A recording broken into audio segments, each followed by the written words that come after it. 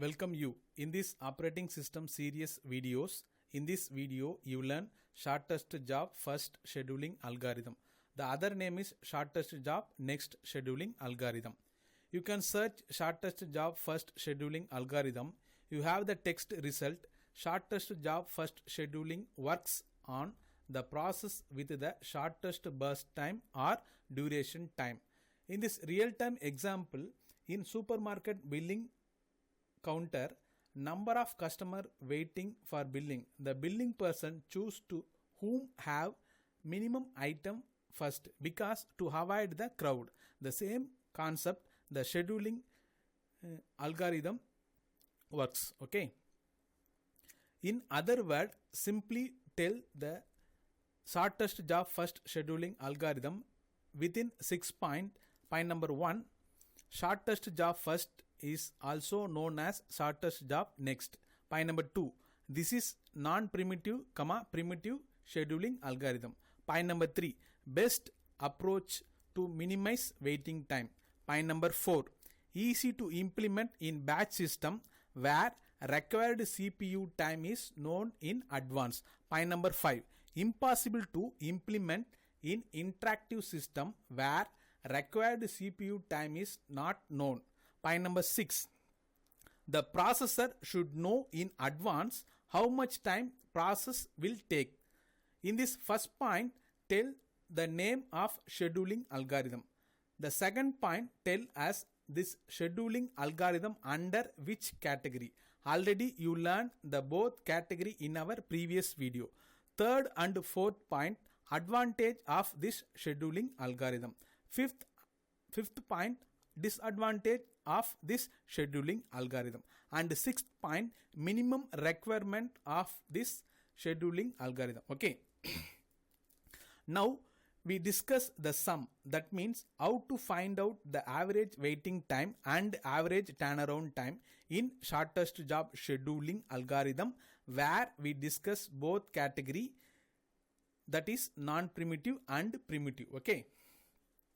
Consider the table. Now you can see there are 4 processors, P0, P1, P2 and P3. Then its corresponding arrival time is 0, 1, 2 and 3.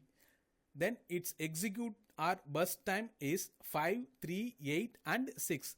Now the question is find the average waiting time, average turnaround time in shortest job first form from given data by using a non-primitive, primitive scheduling algorithm. In this example, consider the number as a seconds. Okay. First, we can discuss non-primitive scheduling algorithm in shortest job first. Before you learn, just remind the concept of primitive and non-primitive scheduling concept in our previous video. Then only you easily understand this sum. Okay. Now draw the Gantt chart in non-primitive scheduling. It means the process give up the CPU voluntarily. That is, process enter once it is completed, then only it gives up the CPU. Now I will explain. In 0 second, we have only one process, P0. So CPU execute the process. After completion of P0, we have 3 more processes, P1, P2 and P3. Here P1 need to execute 3 seconds, P2 need to execute 8 seconds and P3 need to execute 6 seconds. So operating system decide and execute in the concept of shortest job first scheduling algorithm. P1 will execute, and after completion of P1 we have 2 processes, P2 and P3. Here P3 need minimum execution time. So operating system decide P3 will execute, then remaining P2 will execute. Okay. After the Gantt chart, we have the table. Now you can see in this table we have 7 columns, but in previous one only 3 columns. How can we derive remaining columns? The 4th column service or response time. The 5th column is completion time. These 2 are derived from the Gantt chart. Then 6th and 7th column derived from the formula you can see now. Then we can calculate average waiting time and average turnaround time.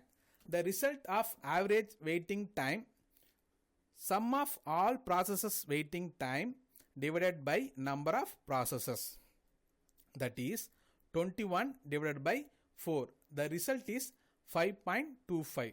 Then average turnaround time, sum of all processes turnaround time divided by number of processes, that is 43 divided by 4. Result is 10.75. Now we can discuss primitive scheduling algorithm in shortest job first. Now draw the Gantt chart in primitive scheduling. It means operating system decide to favor another process preempting the currently executing process.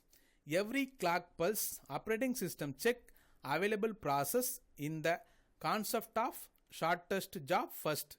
Now I will explain. In 0 second, we have only one process, P0. So CPU execute the process. After a clock pulse, that is first second, operating system check how many process available and which one is minimum execution time. Now we have two process, that is P0 and P1. Now P0 need to execute 4 seconds, that is total 5 seconds. It already execute 1 second, so 4 seconds. Okay. Then P2 need to execute 3 seconds. Here P1 is shortest job, so operating system execute P1 in first second. The same thing happen in every clock pulse. After completion of all processes, we have the result show in this picture. After draw the Gantt chart, we have the table. Now you can see. In this table, we have 7 columns, but in previous one, only 3 columns. How can we derive remaining column? That 4th column service or response time, 5th column is completion time. These two are derived from the Gantt chart. Then 6th and 7th column derived from the formula you can see now. Here the process execute number of time to calculate waiting time. For our example, P0 execute 0 second and 4th second. So implement the formula twice and sum the answers. The final number is waiting time. Okay. In our example, waiting time for P0, first service time is 0 minus arrival time is 0 plus second service time is 4 minus final arrival time is 1. So 0 plus 0 plus 0 minus 0 plus 4 minus 1. The answer is 3. Okay. Then we can calculate average waiting time and average turnaround time. The result of average waiting time, sum of all processes waiting time divided by number of processes, that is 20 divided by 4. The result is 5. Then average turnaround time, sum of all processes turnaround time divided by number of processes, that is 42 divided by 4. The result is 10.50. I hope you understand the concept of shortest job first or shortest job next scheduling algorithm. Thank you.